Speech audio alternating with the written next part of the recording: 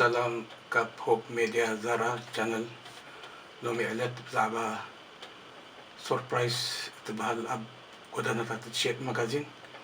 حبري تاخب نزي حبري تازي كقرب مغنيات زخنا ندما أنا كابتوم هذه أب قدنا تات إذا مجازين زي أزشت وصل زخنكو ما أبتي أنا زشت اللبوتا هذا حتى حواتنا ويحتنا كحلف كلوبو تين قبرو دلنا سرحات لزي تردوم تاي قبر الله وإنتاي تقبر الله زبل حتو نعنا زي كونس نبعلهم كوميلهم كزاربو للسمع لزي نزا غازيتا زيا نشتولو زلنا مهنياتا انتايتا غازيتا نزبل هذا حبريتا كبير مالتي لازم بمجمريا نبتا نبزا غازيتا زيا تي نحنا أكدتنا زينايتي سراحي وقعوي سراح نعوغيرنا كومون فقط زنتلتل بادال لنا لازم لومي كم أبنت كابزا سوربرايز تبل ناي عسرا عمت ناي لدتا أبتخبرو لزنا برات زا غازيتا زيا حدا أقول الله حبريتات كبير قدمي نبزا ما نبزا ناي سوربرايز بالغازيتا متاو حجس لازي تا سوربرايزي أبد سويس قاد شيت ولا بقالي حقرات وانت شيت يعني زبل حدا حتوس لزلو نازل المبراه مالتي لعلي سلسان حمشتن حقرات تابع علمنا أبقودنا زيت مغازين هلو قلق أبقو نابنتات كنتاكس نحب كوينا أب نيويورك شيت أبزل نابنت ستريت نيوستول كومون أب عباي بريطانيا the big issue أب جرمن بودو تبهل أب بغومن تورتمونتن كومودا زاب زي سويز تشيت دما سوربرايز تبهل لذي أفريقيا كلتا هجرات وانا تغلال لكن أب عالم بعلي سلسان خمشتن هجرات نزا غازيتا دشيت البوتا الحمد لله نعمل زحجي بيك شغلكم سنحكو حبي حنتحتنا كبانا مساحتنا نجلاسكو عباي بريطانيا نكونفرنس خيدم نيرون لذي ذا بيك ايشو تبل ماجازين لما ذكرت حاجات لي متى انون جرمن كيدلو ذا ابزنا وركو نبخم ندورتمونتون تنكسا ايسنيري نزا غازيتاون كابتوم ابكودنا شوت غازيتان بذكرتا كل غازي بودو ስለዚህ እዛ ቦዶ ኣብ ጀርመን ትሸየጥ እምበር ኣብ ካሊእ ክፍልታት ናይ ጀርመን ግን ካሊእ ሲማስማቱ ኣይሓዝኮን ብዙሕ ከምኡውን ኣብ 2020 ናብ ኦስትራይክ ዶርንቢርን ዝበሃል ንእሽተይ ከተማ ከድና ነርና ምስ መሳርሕተይ ብሓባር ካብ ባዝልን ዙሪክ ኣነ ካብ በርን እየ እዚ ድማ ከም ትሪፕ ወይ ፒክኒክ مسوت هذا دما حسب مكيار مستمع وزلو جايزة تشتو أب أستراليا أبتي كنا زمرنا كتما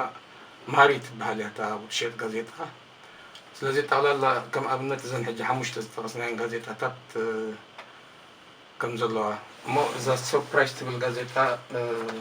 استفاد عليها رستات كم تغرب كم أبنت بزعبا هاجرنا ونير تراس لزغربي تقدي صغر بحجبزي إريتريا فارتن أوف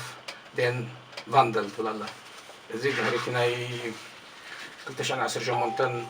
زنبرناي دوب شجر مستوارته زعبوها من كتم الصحافة والببزي حجتيناتو زرزر انتاي تحفهم كامرينا حجبزن يلا بزعبا زناي سايت فوف إنفكرون أجتي جزين دعوا بيرتراي مثل ما تفضل أرسطو حجيت جزين مع بعض بالمالات الباطة كمونا بقول كاتان كتاب جزي كنات عنوازو نايبات كتام زلوي كتيون دهرتي ناي دوب مس إثيوبيا سلام استدورلو جزي بتماساسالي ሰፊሕ ዝኾነ ሽፈና ከም ዝሃብዎ ንኣብነት ኣርስቲ ምናልባት ቁሩብ ከምቲ ትግባ ይቦን ገሽቬስተር ኢምክሪክ ዝብል እንተኾነ ግን ካብ 1890 ናይ ጣልያን ኣብ ኤርትራ ምእታውን 1936 41 ድሕሪ ናይ ጣልያን ካብ ምስ ናይ ኣልያንስ ተሳዒሩ ምስ ወደቐ ድሕሪኡ ናይ 11 ዓመት ናይ ኣብ ትሕቲ ዓባይ ብሪጣንያ ብሞግዚትነት ከም ዝነበረ እሞ ኣብ ናይ ሕቡራት መንግስታት ኩለን ኣብ ኣፍሪካ ኣብ መግዛእቲ ዝነበራ ሃገራት ናፃ ክኾና ከለዋ ንኤርትራ ግን እቲ ብዝተፈላለዩ ምስተን ዓበይቲ ሃገራት ስለ ዘይደለዮ ኣብ 1952 ፌደሬሽን ከም ዝኣተወት ኣብ 61 ብረታዊ ቃልሲ ከም ተጀመረ ኮታስ 74 ናይ ሃይለ ስላሴ መውዳ ከምኡ እንዳበለ ክሳብ ናይ ሬፈረንደም ተገብረ ዝዝኾነ ብዛዕባ ሓሬታ ስለዚ እዛ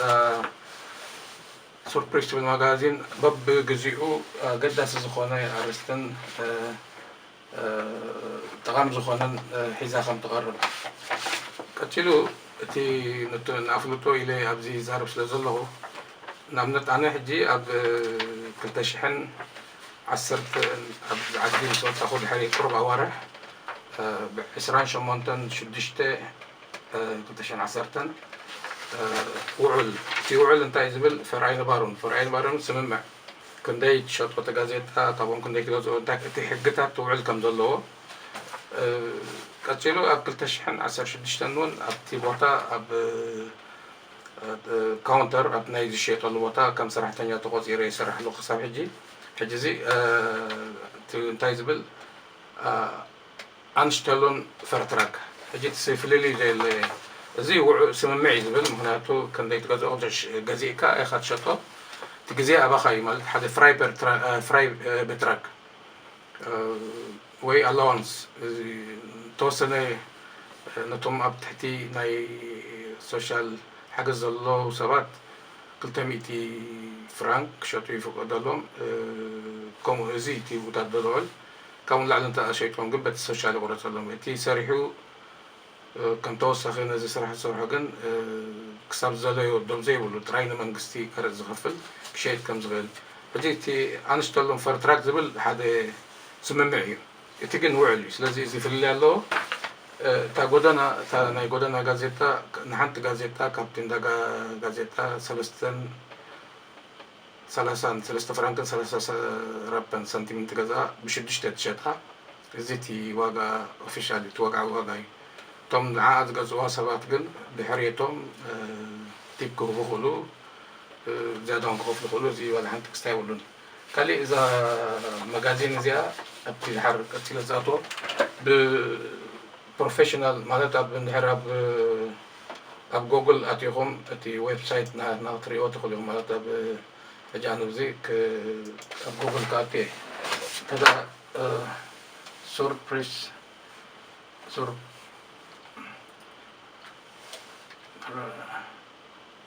ሲልኩም ኣትይኹም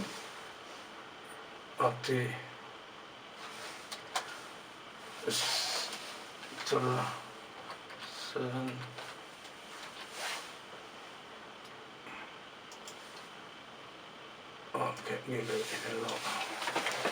ተራእየኒ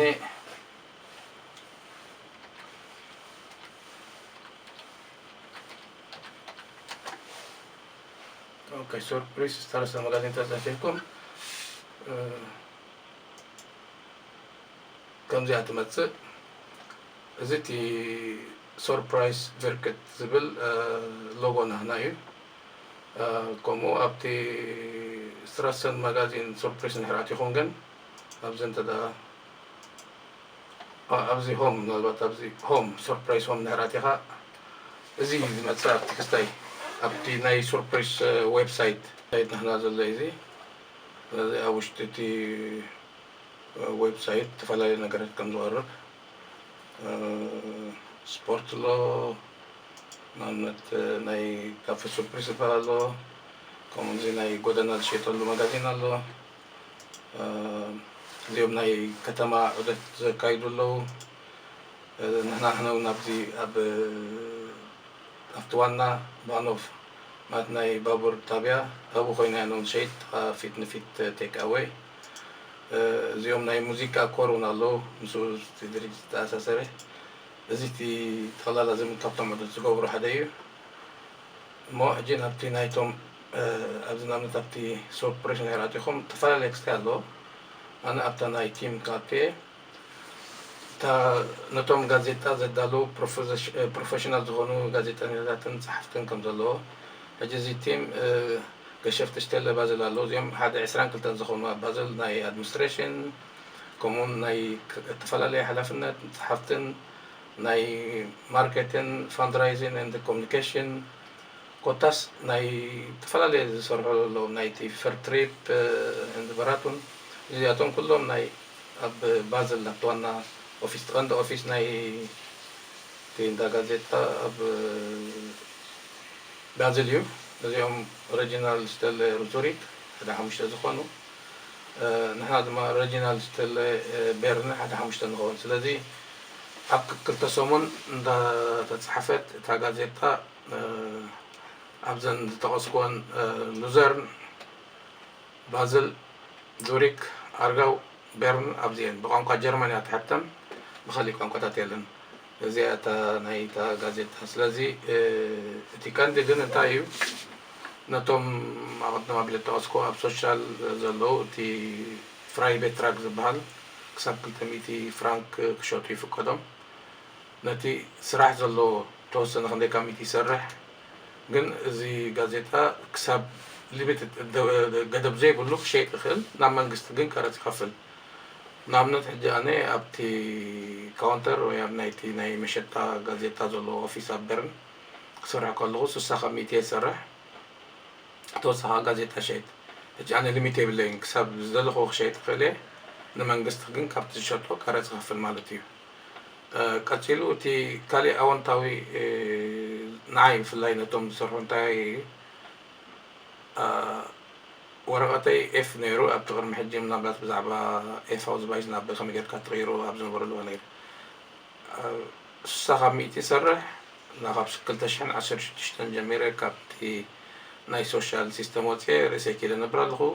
በዓልቲ ቤተይ ከይተረፈ ንትምህርቲ ኩሉ ወፃኢታ ባዕለይ ይሽፍኖ ኣለኹ ካብኡ መውፅኢ ድማ ናተይ ሃውዝ ባይዝ ካብ 2018 ወር ሓደ ጀሚረ ቀይረዮ ካብ ኤፍ ናብ ቀይረዮ ኣብዚ 3 ሰሙን ዝገብሩ ናይ በዓል ቤተይ ንቀይር ረላ ሓቲት ኣለኹ ሓደ እዚ እዩ ካልእ ንኣብነት ሕጂ ብስእሊ የለን ኣብዚ 15 ካብ ትሰርሕ ጋዜጣ እንዳሸጠት ሓንቲ ሓፍትና ኣብ ፕሮሰስ ኣሎ እቲ ኤፍ ናታ ናብ ቀይሮ ኣብዚ ካብ ዙሪክ ትሰርሕ ሓንቲ ሓፍትና እውን 20 ካብ 100 ጋዜጣ እንዳሸጠት ካብ ኤፍ ናብ ቀይራቶ ሕጂ እዚ ስራሕ እዚ ንሓደ ሓደ ጥራይ ናይ ገንዘብ ደገፍ ዘይኮነስ ሂወትካ ክትመሓሸሉ ትኽእል ቁሩብ እውን ካብቲ ካሊእ ካብቲ ቀንዲ ሞያዊ ስራሕ ዕብየት ዘሎ ማዕሪኡ እኳ እንተዘይሰራዕናዮ ብመጠኑ ሰብ ተዓቕሙ ክገብር ስለ ዝኽእል በዛ ብፍላይ ምስ ዕድመን ምስ ዝተፈላለዩ ናይ ጥዕናን ዝተፈላለዩ ጉዳያት ደገፍ ከም ዘለዎ እሞ እዚ እቲ ኣገዳስነቱ ነቶም ኣብ ጎደና ክንሸይጥ ከለና ኣብ ጎደና ክሓዝ በለካ ይኮንካ ናትካ ፍሉይ ቦታ ኣሎ ትሸጠሉ ፍቃድ ኣሎ እቲ ጋዜጣ ትገዝኣሉ ውሱን ዝኾነ ገንዘብ ኣሎ ክንደይ ትሸጦ ኩሉ ብሕጊ ተሰርዒ ምስ ሕጊ ክሳብ ኣብ ካንን ኩሉ ዘርዚረ ከምብቦ ይደለና ኣብቲ ውዕል ነዊሕ ዝኾነ ምስ ሕጊ ናይ ስዊዝ እቲ ኣርቲክላት እንዳገለፀ ብምሉኡ 5 ገጽ ዘለዎ ውዕላት ኣሎ ንዑ ምስ ፈረምካ ተፈሪሙ ኢኻ እቲ ሕግታትን ክስታይን ትገብር ስለዚ እዚ ይመስል ናይዛ ጎደና ጋዜጣ ነቶም ብዛዕባ ናይዛ ኣብ ጎደና እትሸጥ ጋዜጣ ፍልጦ ዘይነበረኩም ከምዚያ ቀፂሉ እቶም ንሕና ጋዜጣ ንሸይጥ ኣብ መንጎ እታ ጋዜጣን እቶም ኣንበብታን ከዓ ከም ድልድል መራኸቢ ኮይንና ምክንያቱ ኣብ ድኳን ወይ ኣብ ኪዮስኪ ወይ ስለዘይትሸጥ ካብ ደገ ጎደና ስለዝሸጥ ኣብ መንጎ ከም ድልድል ኮይንና ከዓ ንራኸብ ኣለና ምስ ብዙሓት ሰባት ተራኽብ ፅቡቕ ዝምድናታት ትገብር ኣብ ዝተፈላለዩ ነገር ክሕግዙኻ ዝኽእሉ ኣብ ተፈላለየ ዓብዪ ቦታ ዘለዎም ናብ ትቀራረብ ስለዚ ካብቲ ፅቡቕ ኣወንታ ዘለውን ምስ ሰብ ርክባት ንስኻ እውን ኣብ ብፍላይ ስራሕ ዘይብሉ ዝኾነ ይኹን ትምህርቲ ዘይብሉ ካብ ኣብ ገዛ ትኾር ብምውዓል ገለ ጥቅሚ ትረክብ ኣለኻ ንስኻ እውን ትንቀሳቐስ ኣለኻ እዚ እቲ ናታ ንዓና እዛ እንዳ ጋዜጣ ክስራሕ ከላ እውን ሕጂ 22 ወይ 3 ዓመት ገይራ ኣላ ቅድሚ ጀማምራ ሰፊሕ ኣርእስቲ ኣለዎ ንዓና ዘይኮነስ ንዖም ነቶም ደቂ ዓዲ ስራሕ ዘይብሎም ወይ ቆልዑት ዘለዎን እሞ ሙሉእ ስራሕ ክስራሕ ዘይክእላ ከም ደገፍ ክኸውን ተባሂሉ ዝተመስረተ እዩ ንሕና ኣብዚ ስደት ምስ መፅና ግን ምርጫታት ናይ ካሊእ ስራሕ ምሳንካ ከም ተወሳኺ እቶት ንምርካብ ተሳቲፍና እንሰርሓሉ ዘለና ስራሕ እዩ ማለት እዩ ስለዚ ንሎማዓንቲ ብዛዕባ ዛና ጋዜጣ ከምዚ ይመስል ክሳብ ኣብ ካሊእ ብካሊእ ኣርእስቲ ንራኸብ ድማ ሰላም ኩን እንዳበልኩ ቻው